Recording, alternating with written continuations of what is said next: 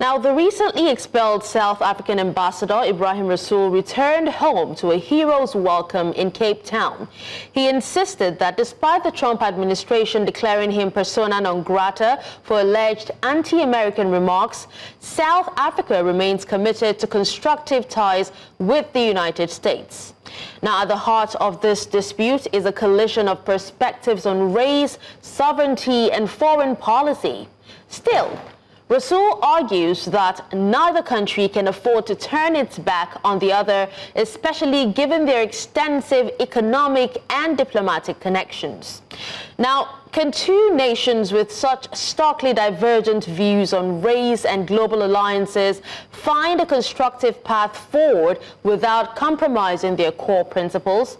That is the big question.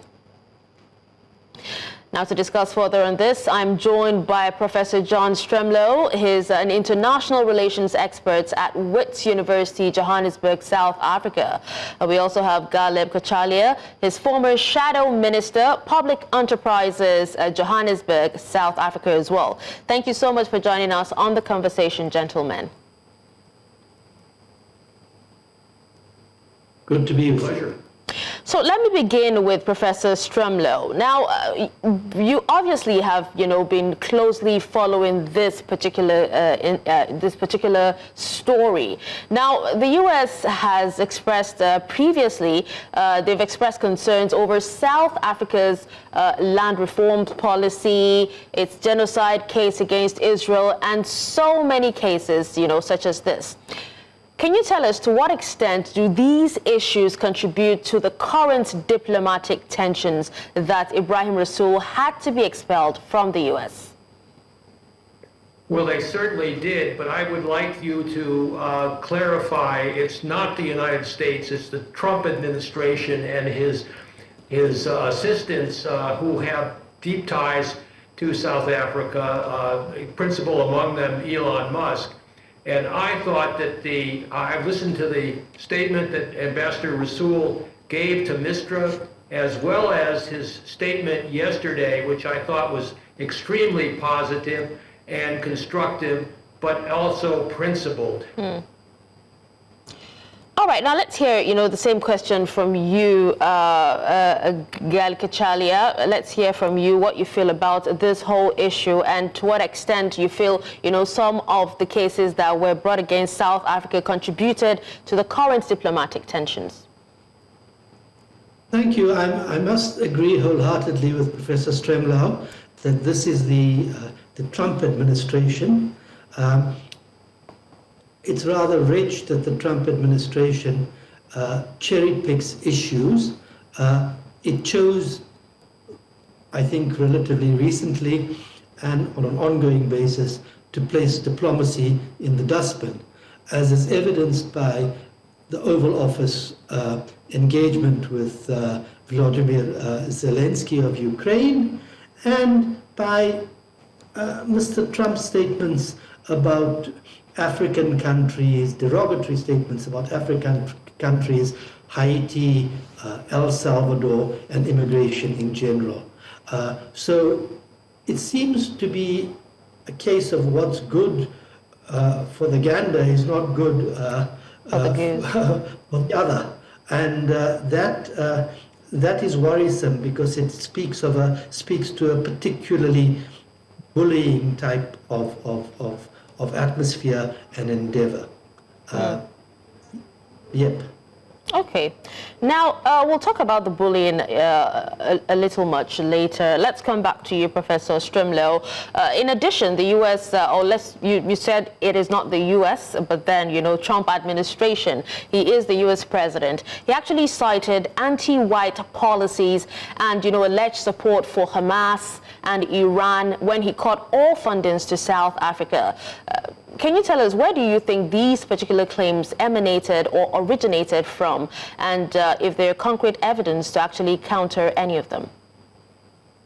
Well, I go to his 500-word statement of policy in which he, and it was titled Addressing Egregious Actions of the Republic of South Africa on February 7th.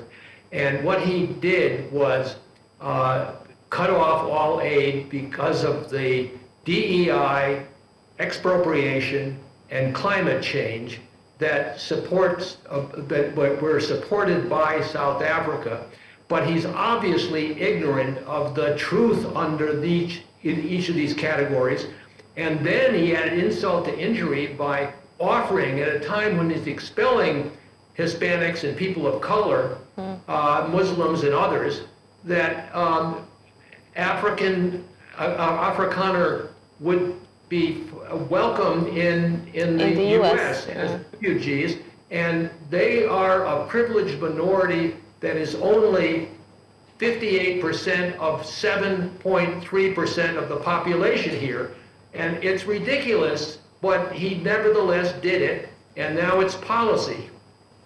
So let's find out from Mr. Kachalia now. After being declared persona non grata, Rasool said something, and I quote, "We don't come here to say we are anti-American." What, in your view, is the real heart of the disagreement between Washington and Pretoria, and how do you balance standing up for Palestinian rights with, preserving relations with a key global power?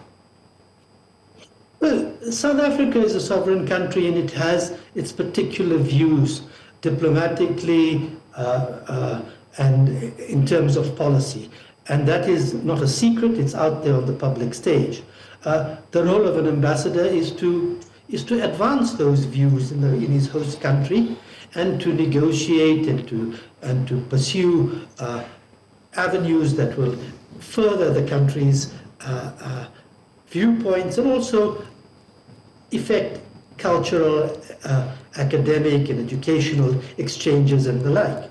Now, Mr. Rasool was recently appointed ambassador to the United States from here, and his views have not been secret. He actually said in the debate that was taken issue with, in the discussion that was taken issue with, that he said that Mr. Trump, President Trump, mobilized a supremacist instinct and white victimhood as a dog whistle in the 2024 elections, end quote. Now, perhaps he should have been more circumspect. Perhaps he should have seen if Chatham House rules apply to where he spoke. But nevertheless, it is a fairly accurate description of what happened. And if you put that against the background of the fact that Mr. Rasool has not been able to engage in any reasonable way with the State Department, with Congress key people and White House key people, while people like AfriForum, the Solidarity and the DA have been able to do so, it must have tied Mr. Rasool's hands and prompted him to make some statements, which he has now stood by. Well, this is still for you, Mr. Kachalia. You did talk about how he wasn't able, that's Ambassador Rasool wasn't able to engage with some certain people. And we know that this expulsion actually came before, South Africa was even able to address these concerns diplomatically, or even given the chance to. Now, in practical terms, how does this affect, the ongoing collaborations when it comes to trade, health programs, educational exchanges between South Africa and also the U.S.? Well, we don't have an ambassador there, but the work doesn't stop. There are competent people, presumably, to carry these things forward. An ambassador may or may not be put in place, and that ambassador's bona fides will be hopefully accepted. If it pleases Mr. Pollock, who's tipped to be the ambassador here for the United States, and Mr. Musk, who seems to be driving the engine behind this. Now let's understand that Mr. Pollock and Mr. Musk have got particular issues to grind vis-à-vis Africa, vis-à-vis Starlink, vis-à-vis Tesla, vis-à-vis business interests, vis-à-vis Israel, which they have been particularly vociferous about in terms of their support in the face of what the ICJ has called plausible genocide. And all these things would have to be taken into account. Let's see what happens. The work must continue, and we must continue to engage. If Mr. Trump and his administration have no wish to do so, then they must say so. They pretty much almost said so. All right, let's hear Professor Strumlow's thoughts on, the expulsion coming before South Africa even had a chance to, address some of the concerns diplomatically. How does it affect, the trade, health programs, educational exchanges between SA and the United States? We don't know yet, and the Trump administration hasn't staffed any Africanists in the State Department or, as far as I know, in the National Security Council here. So it's early innings, and I think Ambassador Rasool is very correct in stating that there is no rush to move to a new ambassador right now, and that the empty discussion about which ambassador is right or not risks dividing the government of national unity here, because it's often termed in racial terms. Now, diplomacy, according to Rasool, is not the art of lying, but it's the art of telling the truth gently and constructively. Diplomacy is not flattery or denial, but it's the persuasion based on intellectual honesty and integrity. I couldn't agree more. Diplomacy is not abandoning your core values, but it's universalizing them for a better world. I couldn't agree more. Diplomacy is not sacrificing your interests, but pursuing them with dignity. I mean, you can't fault that kind of logic in today's world. And it's really the Trump administration which is the outlier here. And I hope that the rest of the international community will rally behind South Africa. All right, now let me still, stay on you, Professor Strumlow. In the course of this particular show, we've had some analysts from South Africa come in. Some were against what Ambassador Rasool had actually said, and while some, stood for what he said. Now, Ambassador Rasool was greeted in Cape Town by crowds chanting and also waving Palestinian flags. Can you tell us what this reveals about the level of public support for his stance on Palestine, and how do you think it would shape South Africa's broader foreign policy? Well, I don't disagree with South Africa's stance on Palestine, but I also would like to add that I think it's an important reference. Ambassador Rasool's second ambassadorship was preceded by his ambassadorship during the Obama years. And he came to the Carter Center where I was at that time, and he presented an outline of South African democracy which was positively inspiring and met with unanimous applause from the Carter Center. So, you have a badly divided U.S. now, with some ethnic nationalists, white nationalists like Trump and his enablers and embedders with ties to apartheid South Africa, who are outliers and not, I think, reflective of the broad debate that's going on in the United States. But that's a United States issue. So I think Ambassador Rasool is correct in saying, let's just take a deep breath and watch what's happening in the U.S. and in the international community more generally. Now, Mr. Kachalia, earlier you did talk about, about this being a bullying type of atmosphere, and we know that diplomatic expulsions are rare. Now, can you explain further to us when you say this is a bullying type of atmosphere, and do you see this as a part of a broader trend, of the U.S. bullying, people that they disagree with, or countries that they disagree with, as analysts have actually suggested? Well, I mean, that's perfectly plain to anybody who follows international affairs, whether they see what's the statements concerning Mexico, concerning other parts of South America, concerning Canada, concerning parts of Africa. If you disagree with the Trump administration's views and do not seek to curry favor in an obsequious manner with them, as Mr. Zelensky found out to his chagrin, then you are looking for trouble with Mr. Trump, because he then says, and in a very adversarial and transactional way, well, I'm holding all the cards. He's fond of that metaphor. And he says, you've got no cards to play. I'm stronger than you. If you don't agree with me, then I'm going to do X, Y, and Z.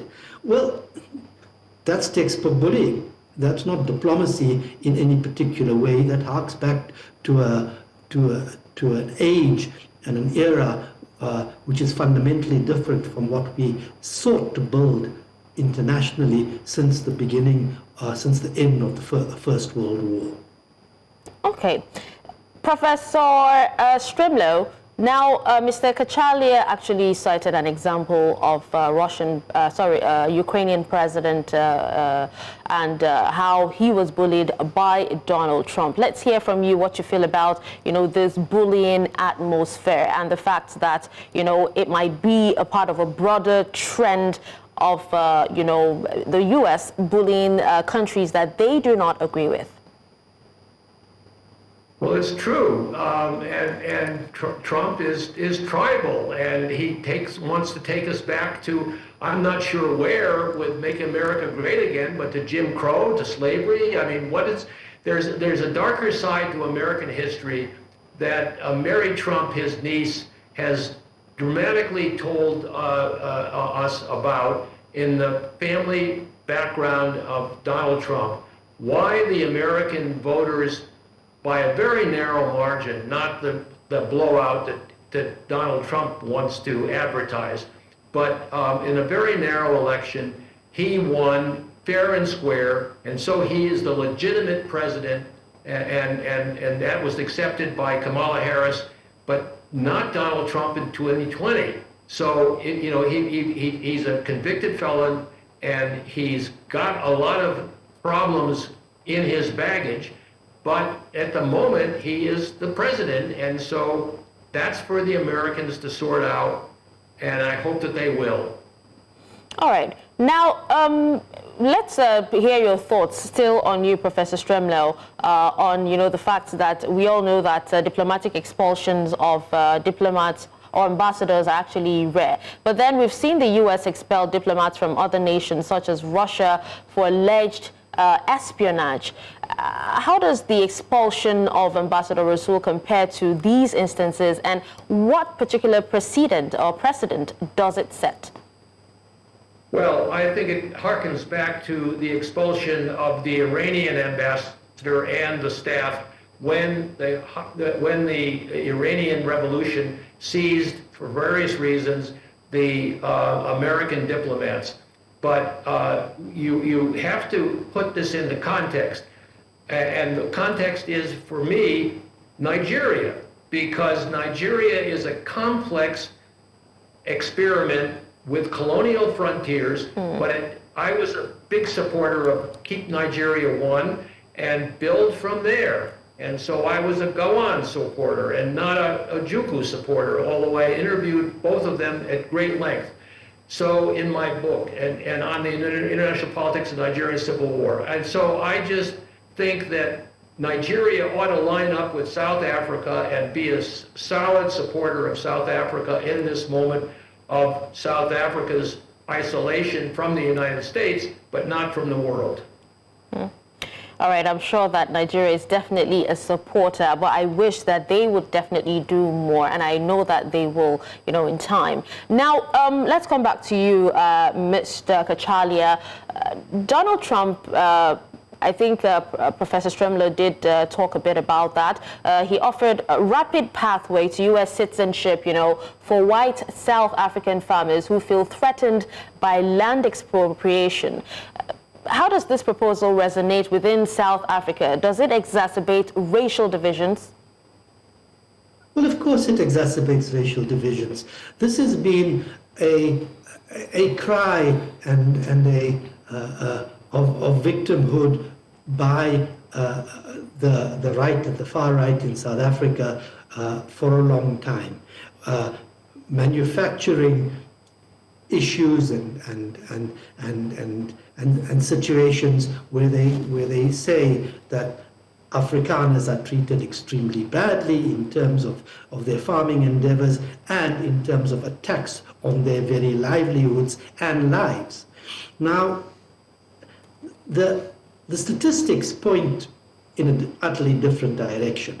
But in a world of fake news, this means very little. Because if you grab onto something, as Mr. Pollock has, as Mr. Musk has, and as Mr. Trump has, and then fly the flag of this particular allegation while entertaining visits at high levels from Solidarity and AfriForum, then, and parties that champion minority interests, then you can see that someone is up to mischief. And in a country which is still dealing with the legacy of apartheid in many, many ways, 30 years down the line, it's a volatile thing to do. And people who play games in this regard are quite dangerous. All right, let's hear Professor Strimler's thoughts on that and how, Trump offering, refuge to Afrikaners exacerbates racism or racial division. Well, it also rallies the international community. I mean, how can, Nigeria look the other way when this kind of blatant tribalism is endemic to the Make America Great Again movement? And so I think that Rasool is right about taking a deep breath and standing back and letting the international community react to the various statements that Donald Trump has made, and including the American public, because his tariff policy is very controversial, and I think it's going to set off inflation. It certainly is opposed by most of the economists I know and follow. So, I think this is a very dynamic moment. It is a very dangerous moment, and I take the point that America under Trump could cause irreparable damage to South Africa, and indeed already it is to the PEPFAR people that are suffering from HIV/AIDS.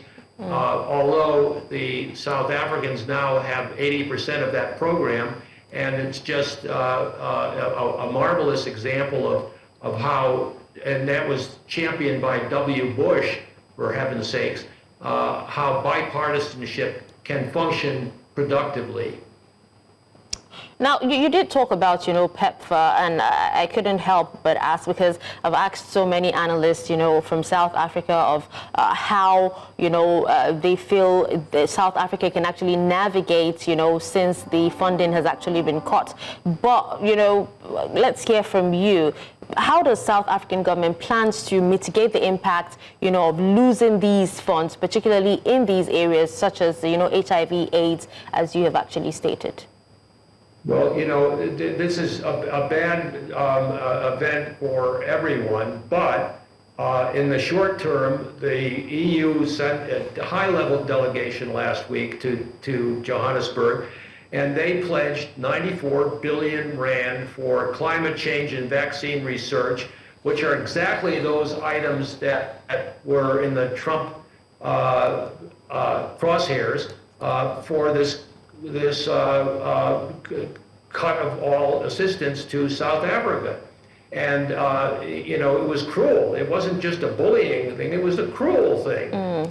And they've done it. And so, that there's a limited amount of funds for development purposes and for humanitarian purposes, but we just have to live through this period and rally the international community to do the right thing and fill in the gaps in the short term, because the politics in the U.S. are very fluid at the moment, and they could change next year and in 2028. Mr. Kachalia, Professor just said that, politics in South Africa is actually fluid and could change, very soon. Now, we've had critics argue that by Rasool criticizing white supremacist tendencies, that South Africa risks alienating a superpower. Now, what would you say to South Africans who worry that Ambassador Rasool's frankness could cost the country vital alliances? Well, there's no doubt that we are a significant trading partner with the US, and that's not going to end tomorrow, whatever Mr. Trump does, because these things will go on in some way, shape, or form and be negotiated as we go forward. There are other trading partners. China is a significant trading partner. India is a significant trading partner. And what Mr. Trump seeks to truncate, if you like, is the passage of trade increased passage of trade between the BRICS countries and South Africa. And that will continue to play out. Mr. Trump wants to have it his way. Well, I'm afraid he's not going to have it his way in Greenland any more than he's going to have his way in South Africa. That's the fact of the matter. All right. Well, gentlemen, would actually have to take a quick breather now. When we come back, we'll definitely continue this conversation. Please stay with us. Welcome back, and thank you for staying with us. If you're just tuning in, you're watching The Conversation on News Central TV. And we have been discussing the U.S.-South African relations and, the aftermath of the expulsion of the South African Ambassador Ebrahim Rasool. And we've had Professor John Strimlow and Mr. Galeb Kachalia speak to us. And I'm told that we're being joined by a legal practitioner, Mpumelelo Zikalala, at the moment. Thank you so much for joining us, Mpumelelo. Thank you very much. Good evening to you, and good evening to our viewers. Good evening. Now, I'm sure you've been following our conversation with, Professor Strimlow and Mr. Kachalia. Let's have your thoughts on, everything that you've heard so far. Basically, I think it was a situation where an individual was saying, these are my convictions, this is what my political party is stating, this is what it believes in, and this is what I'm going to state. In the country in which I come from, is the freedom of expression, and then I'm going to exercise that. Not knowing, by the way, that once you do that in a foreign country, there are going to be repercussions which are going to be there, hence the one that have taken place. Now, we can't fault the US, they're a sovereign nation, and they can decide whatever they need to decide. It's up to the African countries and South Africa to say, what is it that we need to plot moving forward? What is it that we need to do with our trading partners? And anyone that we are going to send to the US, we must be cognizant as to the political situation, environment which is taking place. And definitely they will need to conform to it. Otherwise, everyone that is sent will return into a persona non grata up until they send someone in which will fit in with what the current political dispensation actually is. All right, now still on you, Mpumelelo. Now, Ambassador Rasool did mention, fighting for the relationship, with the U.S. So he's not of the opinion that, both relationships should be cut off. Now, he also talked about, while doing that, keeping South Africa's dignity. Now, how can South Africa engage in tough conversations on race and also land reform without risking diplomatic fallout? Well, it's difficult to do that because at the end of the day, you have a political party that goes into parliament on the majority of the people, and that's how they'll decide whether they will come back the next 5 years or not. So if it's a policy that has been stated, then you need to be able to come back and say, this is what South Africa believes in, the constitution is very strong, those principles are very strong, there are not going to be any land grabs which are going to be there. But it's also a reflection for the South African government to say, how strong are your relations within that particular country if you're going to find a rights group going to that country, speaking with the government of that country, and then such decisions are taken at the end of the day. Whether it is a pure coincidence or it was something which was orchestrated within those particular rights group, it means that your international relations with that particular country, with the US in this case, are a bit shaky. And if they are shaking, maybe it is a situation where you need to change the ambassador that is there, because the ambassador is the first point of person that is being called or being contacted whenever there are conflicting things that come from a country in which they come from. So it then says, as a South African government, you need to take a step back and say, when it comes to international relations, how well are we communicating with our counterparts? Are we communicating with them in a proper manner, or are we engaging with them in a situation where sometimes our policies are being distorted and our things are not being stated in a proper manner? And also another process of saying, go and preach the sovereignty of your country no matter what. So that at the end of the day, each particular country that trades with you, they would know that the relationship is only extends up until that particular trade is taking place. Anything else that has to do with the politics of South Africa will remain with South Africa and nobody else. Okay, let's hear, same question from you, Professor Strimlo. How can South Africa, engage in these tough conversations, with the U.S., on some of these issues that have come to the fore without risking diplomatic fallout? Well, I've said it already. There are plenty of ways to engage America and its complexities. The apartheid era was distinctive in that regard because they did overthrow the Reagan veto of the CAAA in 1988, and they did so by engaging with the ANC engaged with broad sectors of the civil society, and you can see this happening right now. It's difficult for South Africans to get entry to the United States. I've talked to a colleague at WITS who had problems just getting through the customs to go attend to an academic conference. But nevertheless, I think you can do it. But in any case, why divide South Africans right now over the question of an ambassador? Let's just cool it, as Ambassador Rasool rightly suggests. All right. Now, moving on to you, Mr. Kachalia. Professor said, let's cool it, as South Africa has actually suggested. Ambassador Rasool also called for a reset in, the U.S.-South Africa ties. So practically speaking, what are the first steps on both sides to be able to restore trust and also address the deep ideological differences now laid bare? Well, I think it's been said. People need to cool it, as it were, as it's been said. There's no hurry to appoint an ambassador immediately. One can address the various issues at desktop level between other competent people within the embassy and their counterparts, if necessary, and allow tempers to cool down. Diplomacy needs to be given a chance, although it gets shot down at every turn from the United States when it seems to, from the Trump administration when it seems to and wants to do so. But one can put one's best foot forward, and as the President has said, we will engage diplomatically through the various channels. I think that's a wise and sensible approach. Let's see what comes of it. But I have to say that if the prodding and the bullying and the grandstanding continues, then it becomes very, very difficult, and cool heads can be maintained, but nothing seems to come of it. That's the problem. Okay. Now, let's come back to you, Mpumelelo. Now, one other thing that Ambassador Rasool said was, if South Africa was not in the ICJ, that Israel will not be exposed and that Palestinians would have no hope.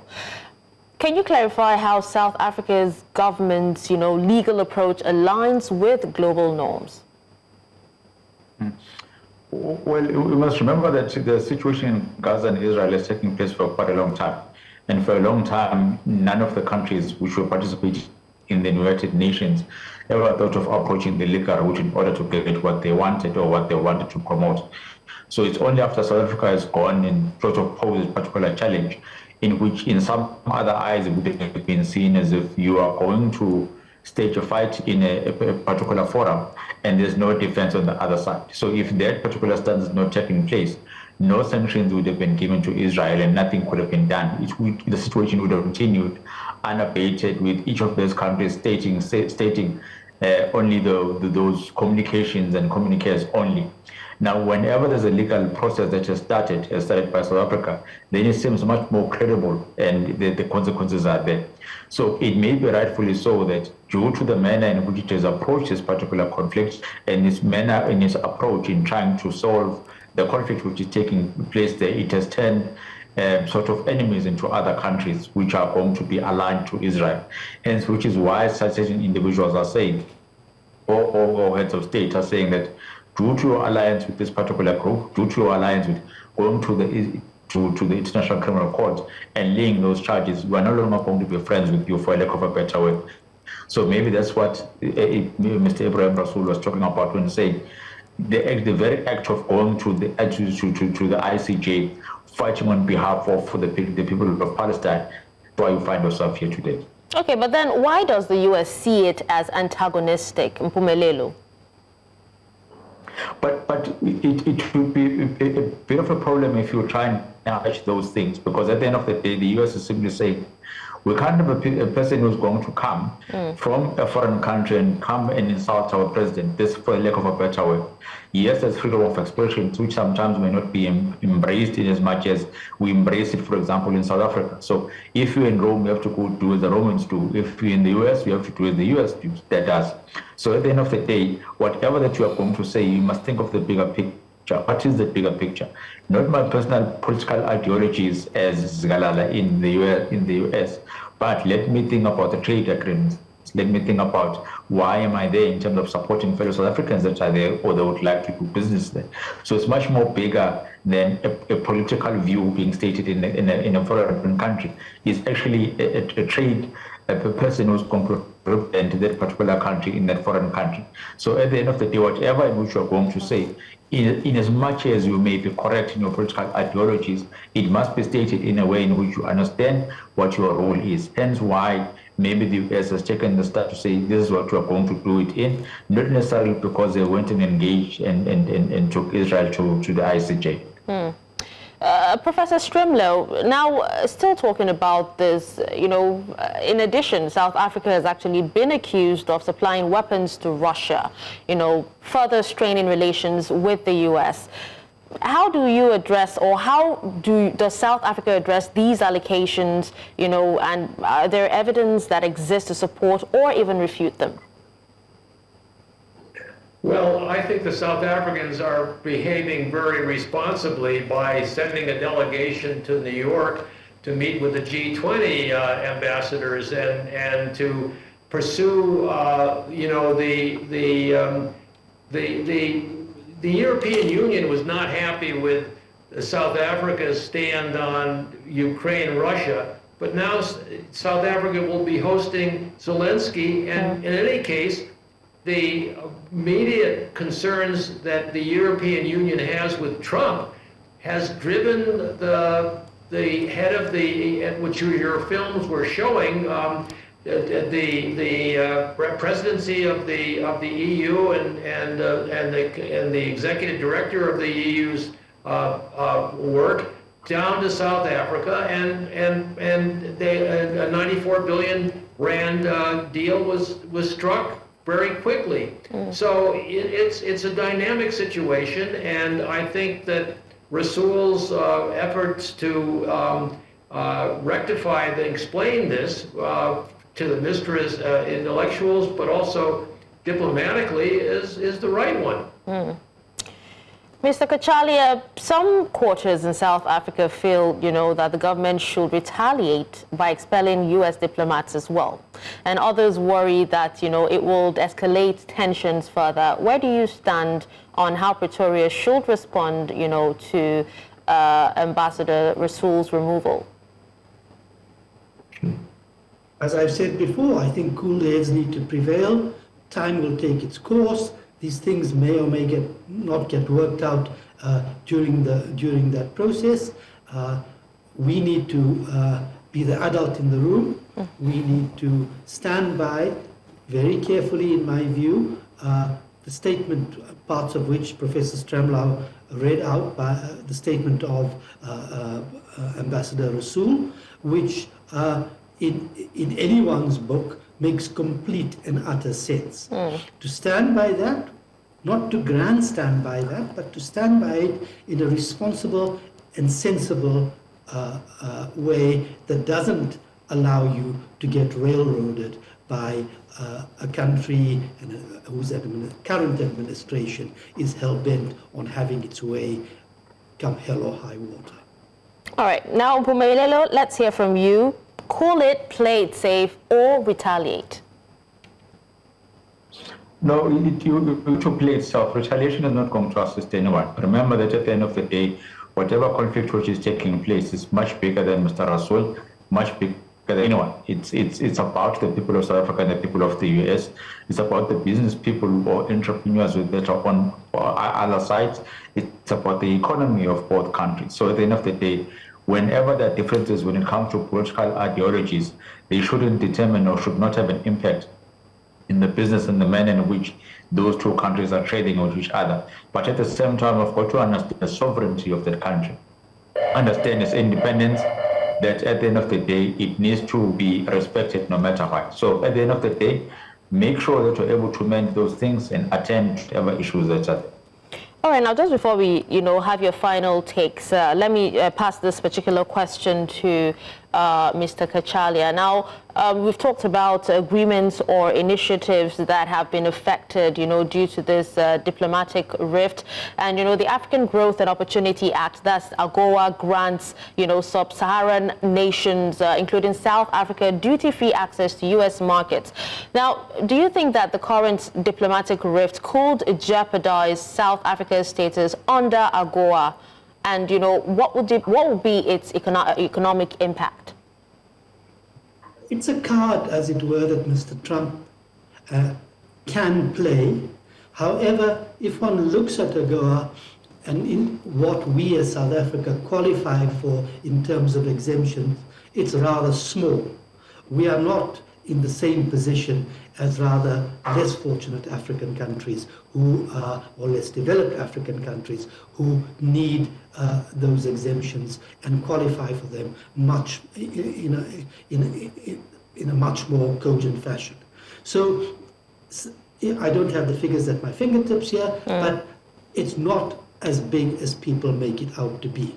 The rest of the bilateral trade arrangements are in place. You can't cut them overnight. They're going to continue. And if Mr. Trump wants to play tit for tat, it's bilateral. It hurts America in some ways and hurts us in other ways. And if you take that the cumulative effect, because politics is not just between, or intergovernmental politics is not just between one country and another. You have to take the global impact into consideration and add in what happens in Europe in terms of its arrangements with the US and the cumulative effect of all of that both ways. Then it's something to grapple with and something for the administration in America to grapple with beyond this grandstanding. All right, let's hear from Professor Stremlau. If you have anything to chip in on AGOA, please go ahead, but we'd love to hear your final thoughts as well. No, I just would second Minister Kachalia's comments and be done with it. Okay. Mpumelelo, over to you. Definitely, I stated earlier, we are dealing with something which is bigger than personalities, bigger than personal political ideologies. Cool heads, the other colleagues have stated, it's a phase which is going to pass through. We shall need to sail through it and see what's going to happen at a later stage. All right. Now let's hear from Minister Kachalia, finally. Your final thoughts in all of this.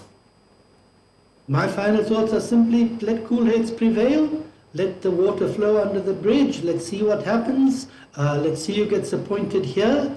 Let's see how things pan out. We're a blip on the economic screen of America. Mr. Trump has probably got bigger fish to fry, and then these things will settle down over time.